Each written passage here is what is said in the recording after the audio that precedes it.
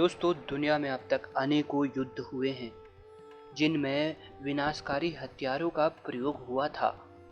लेकिन अगर हम 5000 साल पहले हुए महाभारत के युद्ध की बात करें, तब उनमें ऐसे अस्त्रों का प्रयोग हुआ था जिनकी आज हम कल्पना भी नहीं कर सकते। इन अस्त्रों की विशेषता यह थी कि इन्हें चलाने वाला मन से इनका संधान कर सकता था और किसी भी प्रकार के अस्त्र को शांत करने के लिए अन्य अस्त्र भी मौजूद होते थे। प्रचंड अग्नि को बुझाने के लिए पर्जन्यास्त्र तथा वारणास्त्र अस्त्र प्रयोग में लिया जाता था। लेकिन कुछ अस्त्र ऐसे भी थे जिन्हें शांत करना आसान काम नहीं होता था। महाभारत एक ऐसा युद्ध था जिसमें एक से बढ़कर एक अस्त्रों का प्रयोग किया गया, चाहे फिर वो ब्रह्मशीर अस्त्र हो या फिर नारायण अस्त्र। महाभारत अस्त्रों में सबसे शक्तिशाली अस्त्र कौन सा था, जिसे हम सभी अस्त्रों में सबसे पावरफुल कह सकते हैं? इस बारे में हम आपको महाभारत के ही कुछ विनाशकारी अस्त्रों की शक्ति को बताना चाहेंगे। पहला अस्त्र, महादेव शिव का पाशुपत्र अस्त्र, जो सिर्फ बताया जाता है कि अर्जुन के ही पास था।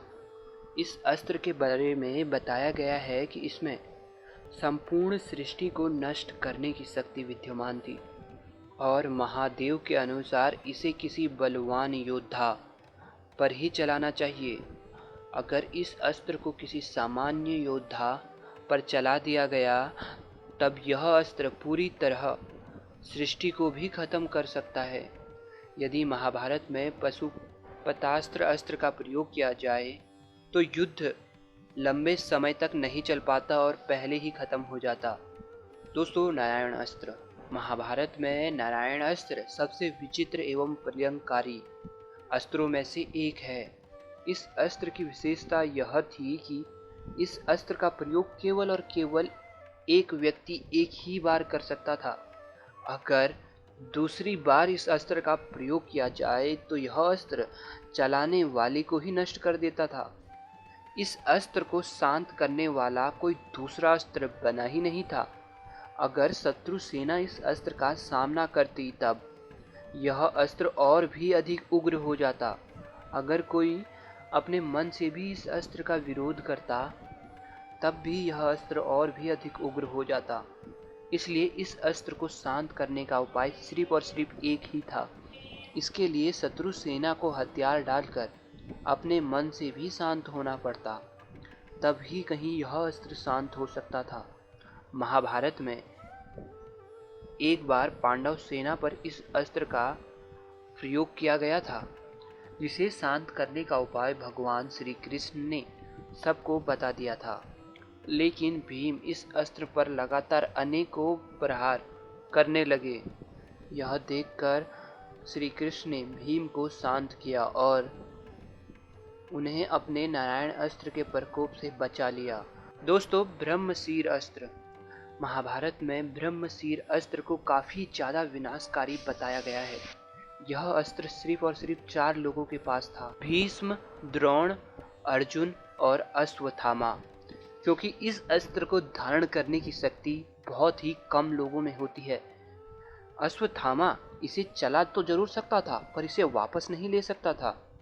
महाभारत के युद्ध के लगभग समाप्त होते ही अश्वत्थामा ने इस अस्त्र को पांडवों पर चलाया, जिसके जवाब में अर्जुन ने इसी अस्त्र को शांत करने के लिए ब्रह्मशीर अस्त्र को ही चला दिया। लेकिन इन दोनों अस्त्रों के आपस में टकराने से पूरी सृष्टि पर ही संकट आने लगा। संपूर्ण आकाश अग्नि की ज्वाला में व्याप्त हो गई थी। पर्वत, वृक्ष, वन सहित सारी सृष्टि ही हिलने लगी। तब महर्षि नारद और व्यास जी ने इसके प्रभाव को एक बार के लिए रोका। फिर अर्जुन तथा अश्वत्थामा को इन्हें वापस लेने का आदेश दिया। अर्जुन ने तो इसे वापस ले लिया, लेकिन अश्वत्थामा इसे वापस लेना नहीं जानता था।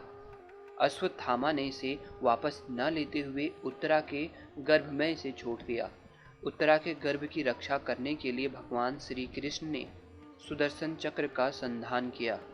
दोस्तों, अब हम जानते हैं महाभारत के सबसे शक्तिशाली अस्त्र सुदर्शन चक्र के बारे में। जब भगवान श्री कृष्ण और अर्जुन खांडव वन को चला रहे थे, तब एक ऋषि ने सुदर्शन चक्र श्री कृष्ण को दिया था। जब उत्तरा के गर्भ पर ब्रह्मशीर अस्त्र को चलाया गया, तब श्री कृष्ण ने सुदर्शन चक्र को चलाकर ब्रह्मशीर अस्त्र के प्रभाव को भी खत्म कर दिया था। यहाँ आप जान सकते हैं कि ब्रह्मशीर अस्त्र से भी ज़्यादा शक्तिशाली सुदर्शन चक्र है, लेकिन इसके शक्तिशाली होने का एक और कारण है।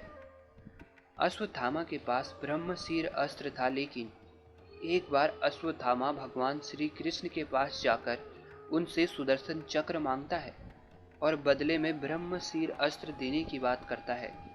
क्योंकि अश्वत्थामा अजेय बनना चाहता था, इसलिए वह ब्रह्मशीर अस्त्र के बदले में सुदर्शन चक्र को लेना चाहता था। श्री कृष्ण उसके मन की बात को जानते थे, इसलिए उन्होंने कहा कि अश्वत्थामा, तुम इस अस्त्र को ले सकते हो। लेकिन अश्वत्थामा सुदर्शन चक्र को धारण ही नहीं कर पाया, क्योंकि अश्वत्थामा इतना काबिल नहीं था कि वह अपने मन से सुदर्शन चक्र का संधान कर सके, इसलिए वह इस अस्त्र को धारण नहीं कर पाया। इससे पता चलता है कि सुदर्शन चक्र कितना शक्तिशाली रहा होगा।